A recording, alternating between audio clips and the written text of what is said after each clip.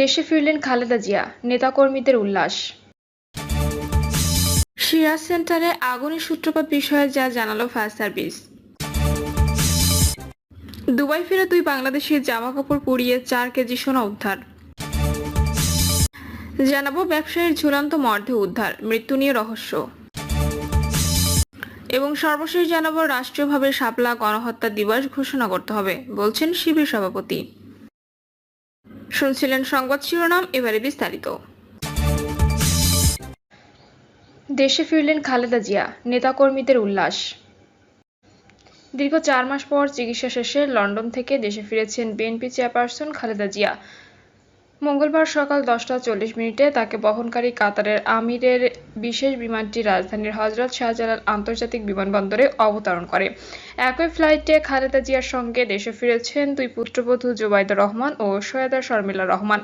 বিমানবন্দরের আনুষ্ঠানিকতা শেষে বেলা 11টা 20 মিনিটে নেতাকর্মীদের বাঁধভাঙা উল্লাসের মধ্য দিয়ে বিমানবন্দর থেকে গুলশানের বাসভবন ফিরোজার উদ্দেশ্যে রওনা হন তিনি। আমরা বিএনপি পরিবারের আহ্বায়ক আতিকুর রহমান রুমান বলেন, বিএনপি চেয়ারপারসন খালেদা জিয়াকে বহনকারী গাড়ি বেলা 11টা 20 মিনিটে বিমানবন্দর থেকে ফিরোজার উদ্দেশ্যে রওনা হয়েছে।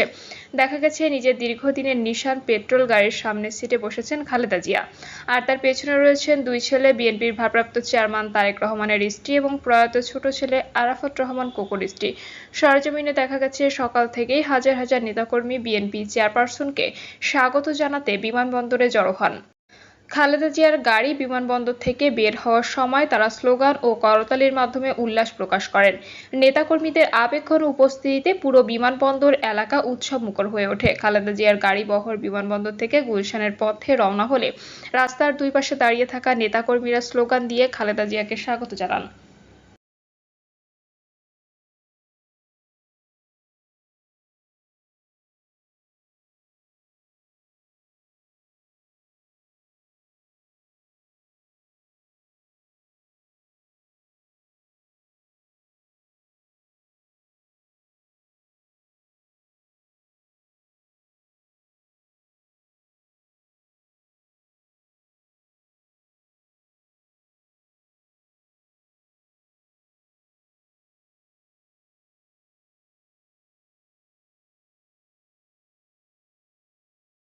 সিরাজ সেন্টারে আগুনের সূত্রপাত বিষয়ে যা জানালো ফায়ার সার্ভিস। রাজধানীর শান্তিনগরের ক্যাপিটাল সিরাজ সেন্টার শপিং মলে আগুন কিভাবে লাগলো প্রশ্নে ফায়ার সার্ভিস অ্যান্ড সিভিল ডিফেন্সের পরিচালক লেফটেন্যান্ট কর্নেল মোহাম্মদ তাজুল ইসলাম চৌধুরী বলেন, ধারণা করছি বেসমেন্ট থেকে আগুন লেগেছে, এটা আমাদের তদন্ত করে দেখতে হবে। জেনারেটর রুমগুলোতে বেশি বেশি আগুন মনে হয়েছে, সেখান থেকে শর্ট সার্কিট হতে পারে, অন্য কিছু থেকেও হতে পারে, এটা আমাদের তদন্ত করে দেখতে হবে। আর ভবনটি ফায়ার সেফটি প্ল্যান আছে কিনা, কার্যকারিতা আছে কিনা সেটি খতিয়ে দেখতে হবে। লেফটেন্যান্ট কর্নেল মোহাম্মদ তাজুল ইসলাম চৌধুরী বলেন, আমরা 6 ঘন্টা 47 মিনিটে খবর পেয়ে ঘটনাস্থলে এসে 7টা 47 মিনিটের মধ্যে আগুন নিয়ন্ত্রণ করি। বিভিন্ন ধরনের 9টি ইউনিটের সহযোগিতায় আমরা 1 ঘন্টার মধ্যে গ্রিন কোজি কটেজের মতো ক্যাপিটাল সিরাজ সেন্টার দুর্ঘটনা থামিয়ে দিই। বিভিন্ন প্রযুক্তি ব্যবহার করে আমরা খুব দ্রুত সময় ভবনে আটকে পড়া ভুক্তভোগীদের নামিয়ে আনতে সক্ষম হই। কোনো হতাহতের খবর আছে কিনা জানতে চাইলে তিনি বলেন, এখনো পর্যন্ত আমরা কোনো নিহত এবং আহতের কোনো সন্ধান পাইনি। আমরা আশা করছি এমন কিছু ঘটেনি। তিনি আরো বলেন, ভবনটি মিক্সড অকুপেন্ট বিল্ডিং ছিল। এখানে শপিং মল ছিল, রেস্তোরাঁ ছিল, অফিস ছিল, আবাসিক ভবন ছিল। আবাসিক ভবনে যদিও আমরা অনেক ফ্ল্যাট খালি দেখেছি, তারপরও সব মিলিয়ে প্রায় 200 জন মানুষ ছিল, আর নিচে প্রায় 100 এর কাছাকাছি মানুষকে আমরা নিরাপদে রাখতে পেরেছি এবং নামিয়ে আনতে পেরেছি। ফায়ার সার্ভিস অ্যান্ড সিভিল ডিফেন্সের পরিচালক বলেন, শুরুতে আমাদের ভিড় সামলাতে একটু বেগ পেতে হয়েছে, পরের দিকে স্থানীয়রা আমাদের সহযোগিতা করেছেন, কথা শুনেছেন। এছাড়া আইন শৃঙ্খলা রক্ষাকারী বাহিনী, আর্মি, পুলিশ ওয়াসা ছিল, আমাদের সব রকম প্রস্তুতি ছিল। দুবাই ফেরত দুই বাংলাদেশের জামা কাপড় পুড়িয়ে 4 কেজি সোনা উদ্ধার। দুবাই ফেরত দুই বাংলাদেশির পরনের জামা কাপড় পুড়িয়ে 4 কেজি বেশি সোনা উদ্ধার করেছে কাস্টমস কর্তৃপক্ষ। তারা হলেন সিলেটের শাহজাহান ও আলিম। বিশেষ ক্ষমতা আইনের মামলায় তারা বর্তমানে কারাগারে। গত 25 এপ্রিল হযরত শাহজালাল আন্তর্জাতিক বিমানবন্দর থেকে শাহজাহানকে আটক করা হয়। একই দিন সিলেটের ওসমানী আন্তর্জাতিক বিমানবন্দরে ধরা পড়েন আলিম। পরে তাদের পরনে থাকা জামা কাপড়গুলো পুড়িয়ে স্বর্ণ বের করা হয়। এই প্রক্রিয়ায় প্রায় 8 ঘন্টা লেগে যায়। জানতে চাইলে কাস্টমসের সহকারী রাজস্ব কর্মকর্তা বাকিবিল্লাহ বলেন, দুবাই ফেরত শাহজাহান ও আলিম প্রথমে স্বীকার করতে চাননি, তাদের কাছে শোনা রয়েছে জিজ্ঞাসাবাদের এক পর্যায়ে তাদের জামা কাপড় খুলে ফেলা হয়। পরে সেগুলো কেটে কেটে টুকরো করা হয়। তখন জামার স্বর্ণের প্রলেপ দেখা যায়, সেটি পুড়িয়ে স্বর্ণগুলো উদ্ধার করা হয়। কাস্টমস কর্তৃপক্ষ ও বিমানবন্দর থানা পুলিশের সঙ্গে কথা বলে জানা গেছে, নাম তার মোহাম্মদ শাহজাহান, বয়স 38 বছর, গ্রামের বাড়ি সিলেটের গোয়াইনঘাটের দেওয়ার গ্রামে। 4 বছর আগে তিনি দুবাই যান। একই এলাকার আলিমও ভাগ্য পরিবর্তনের আশায় দুবাই যান। মাস শেষে যে আয় হতো তা দেশে পাঠিয়ে দিতেন শাহজাহান। জিজ্ঞাসাবাদে পাওয়া তথ্যের বরাত দিয়ে তদন্ত সংশ্লিষ্ট কর্মকর্তারা জানান, সম্প্রতি শাহজাহানের পিত্তথলিতে পাথর ধরা পড়ে। তখন তিনি দুবাইয়ের হাসপাতালে যান। খোঁজখবর নিয়ে জানতে পারেন, অস্ত্রোপচার করে পিত্তথলির পাথর অপসারণ করাতে বাংলাদেশি মুদ্রায় 2 লাখ টাকার বেশি খরচ হবে। তখন সিদ্ধান্ত নেন বাংলাদেশে গিয়ে তিনি অস্ত্রোপচার করাবেন। বিষয়টি নিয়ে শাহজাহান সিলেটের গোয়াইনঘাট এলাকার জনৈক জিয়াউর রহমানের সঙ্গে পরামর্শ করেন। জিয়াউর তখন শাহজাহানকে প্রস্তাব দেন, তিনি যদি তার মূল্যবান সামগ্রী বাংলাদেশে নিয়ে যেতে পারেন তাহলে তার দেশে আসা যাওয়ার খরচ তিনি দেবেন।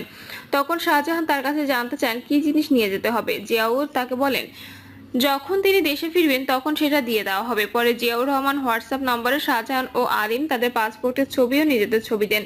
পরে শাহজাহান ও আলিমের উড়োজাহাজের টিকিট কিনে দেন জিয়াউর। গত 25 এপ্রিল তাদের নিয়ে যাওয়া হয় দুবাইয়ের ডেরা নামের একটি এলাকায়। সেখানকার একটি বহুতল ভবনের 5 তলায় একটি কক্ষে নেওয়া হয় তাদের। ওই কক্ষে আগে থেকে 4 থেকে 5 জন লোক ছিলেন, তাদের সবার বাড়ি সিলেটে। জিয়াউর রহমান তখন শাহজাহান ও আলিমকে 3টি আন্ডারওয়্যার ও 3টি গেঞ্জি পরতে দেন। এ সময় শাহজাহান জানতে চান এই জামা কাপড় কাকে দিতে হবে। তখন জিয়াউর রহমান তাদেরকে জানান, খুবই সতর্কভাবে বিমানবন্দরে নামতে হবে। বিমানবন্দরে তাদের লোক রয়েছে, তারা বিমানবন্দরে পৌঁছলে সেই লোক তাদের খুঁজে নেবে। এভাবে জিয়াউর রহমান ও শাহজাহান ও আলিমকে সতর্ক করে দেন। একই সঙ্গে তাদের দুজনের ছবিও তুলে রাখেন ক্যামেরায়। গত 25 এপ্রিল শাহজাহান ও আলিম দুবাই থেকে বাংলাদেশের উদ্দেশ্যে রওনা হন। সকাল 10টার পর বাংলাদেশ এয়ারলাইন্সের একটি উড়োজাহাজে সিলেট বিমানবন্দরে অবতরণ করে। সেখানেই নেমে যান আলিম। আগে থেকে সোনা চোরাচালানের খবর থাকায় আলিমকে সিলেট বিমানবন্দরে গ্রেপ্তার করে কাস্টমস কর্তৃপক্ষ। পরে তাকে জিজ্ঞাসাবাদ করা হয়। তার কাছ থেকে শাহজাহানের নাম জানতে পারে কাস্টমস কর্তৃপক্ষ। উড়োজাহাজটি সিলেট থেকে ঢাকায় হযরত শাহজালাল আন্তর্জাতিক বিমানবন্দরে অবতরণ করে বেলা 11:15টার দিকে। এ সময় গোয়েন্দা সংস্থার সহযোগিতায় কাস্টমস কর্তৃপক্ষ শাহজাহানকে গ্রেপ্তার করে। তখন স্বর্ণ থাকার তথ্য তিনি অস্বীকার করেন। পরে তার শরীরে থাকা জামা কাপড় খুলে ফেলা হয়। টানা 8 ঘন্টা সেগুলো পুড়িয়ে 2 কেজি 417 গ্রাম স্বর্ণ উদ্ধার করে কাস্টমস কর্তৃপক্ষ। জানতে চাইলে মামলার বাদী ও কাস্টমসের সহকারী রাজস্ব কর্মকর্তা বাকি বিল্লাহ বলেন, শাহজাহানকে ধরার পর প্রায় 24 ঘন্টা সময় গেছে তার পরনে থাকা বিশেষ জামা কাপড় থেকে স্বর্ণ আলাদা করতে। প্রথমে জামা কাপড়গুলো কেটে ফেলা হয়, তারপর টুকরো টুকরো করে কাপড়গুলো 8 ঘন্টা আগুনে পোড়ানো হয়। পরে সেখান থেকে ছাই সরিয়ে বিশেষ কায়দায় স্বর্ণগুলো উদ্ধার করা হয়। একইভাবে আলিমের পরনে জামা কাপড় পুড়িয়ে স্বর্ণের গুঁড়া উদ্ধার করা হয়। জিয়াউর রহমান স্বর্ণ চোরাচালানের হোতাদের একজন বলে মন্তব্য করেন পুলিশ কর্মকর্তা রফিকুল। তিনি বলেন, শাহজাহান ও আলিমের পরনে জামা কাপড়গুলো পুড়িয়ে 4 কেজির বেশি স্বর্ণ উদ্ধার করা হয়েছে। শাহজাহানের মুঠোফোনে ঘেঁটে জিয়াউর রহমানের সঙ্গে তার কথোপকথন এবং বিভিন্ন বার্তা আদান প্রদানের তথ্য মিলেছে। এগুলো যাচাই বাছাই করে এই সোনা চোরাচালানি যারা হোতা তাদের শনাক্ত করার চেষ্টা করা হচ্ছে। ব্যবসায়ীর ঝুলন্ত মরদেহ উদ্ধার, মৃত্যু নিয়ে রহস্য। পুলিশ ও নিহতের স্বজন সূত্রে জানা যায়, এক সময় প্রবাসে ছিলেন প্রিন্স। প্রবাস থেকে এসে শিবচর বাজারে নিজেদের থান কাপড়ের দোকান পরিচালনা করতেন তিনি। দীর্ঘদিন আগে প্রিন্সের প্রথম স্ত্রীর সাথে বিবাহ বিচ্ছেদ হয়। এরপর একাধিক বিয়ে করেছেন তিনি, কিন্তু কোনো স্ত্রীর সাথে তিনি সংসার সাজাতে পারেননি। বিভিন্ন কারণে তার সংসার ভেঙে গেছে। প্রতিদিনের মতো সোমবার দুপুর 12টার দিকে প্রিন্সের বাসায় আসেন কাজের মেয়ে রিমু আক্তার। এ সময় ভেতর থেকে দরজা লাগানো দেখে বাড়িওয়ালি সহ আশপাশের লোকজনকে তিনি ডেকে আনেন। পরে ঘরের ভেতরে গিয়ে দেখেন ফ্যানের সঙ্গে প্রিন্সের মরদেহ ঝুলে আছে। এরপর শিবচর থানায় খবর দিলে পুলিশ এসে মরদেহটি উদ্ধার করে ময়নাতদন্তের জন্য মাদারীপুর সদর হাসপাতালে মর্গে পাঠায়। এদিকে প্রিন্সের এক ছেলে ও এক মেয়ে রয়েছে। মেয়ে রোজার বয়স 4 বছর ও ছেলে রায়ানের বয়স 8 বছর। ছেলে মেয়েদের পড়ালেখার জন্য গত বছর ডিসেম্বর মাসে শিবচর পৌর শহরের হাতির বাগান মাঠ সংলগ্ন নাসরিন আক্তার মায়ার মালিকানাধীন ভবনের 4র্থ তলায় বাসা ভাড়া নেন প্রিন্স। তবে এই ঘটনার 4-5 দিন আগে ছেলে মেয়ে দুজনেই তার দাদাবাড়ি চরশ্যামাইল গ্রামে যায়। এ বিষয়ে নিহতের মামা হাজী সাইদুজ্জামান নাসিম বলেন, আমাদের জানা মতে আমার ভাগিনার তেমন কোনো শত্রু ছিল না। এটি হত্যা না আত্মহত্যা এটাও আমরা বলতে পারছি না। তবে আমরা চাই সঠিক তদন্তের মাধ্যমে সত্য ঘটনা উদ্ঘাটন হোক। শিবচর থানা পুলিশের ভারপ্রাপ্ত কর্মকর্তা মোহাম্মদ রতন শেখ বলেন, গলায় ফাঁসি দেওয়া অবস্থায় এক ব্যক্তির মরদেহ উদ্ধার করা হয়েছে। তবে ফাঁসির বিষয়টি নিয়ে সন্দেহ তৈরি হচ্ছে। কেননা ফাঁসির দড়ির ভিতরে গলায় আরেকটি টি শার্ট পেঁচানো ছিল। বিষয়টি আমাদের ঊর্ধ্বতন কর্তৃপক্ষ অবগত আছেন। আমরা অধিকতর তদন্ত করছি। এটি হত্যা না আত্মহত্যা তা তদন্ত রিপোর্ট আসলেই পরিষ্কার হবে। মাদারীপুরে হাসানুজ্জামান প্রিন্স নামে এক কাপড় ব্যবসায়ী ঝুলন্ত মর্ধে উদ্ধার করেছে পুলিশ। দুপুরে জেলার শিবচর পৌর শহরের প্রথম 1 নম্বর ওয়ার্ডের গুয়াতলা এলাকায় নাসরিন আক্তার মায়ার মালিকানাধীন ভবনের 4র্থ তলায় ভাড়া বাসা থেকে মরদেহটি উদ্ধার করা হয়।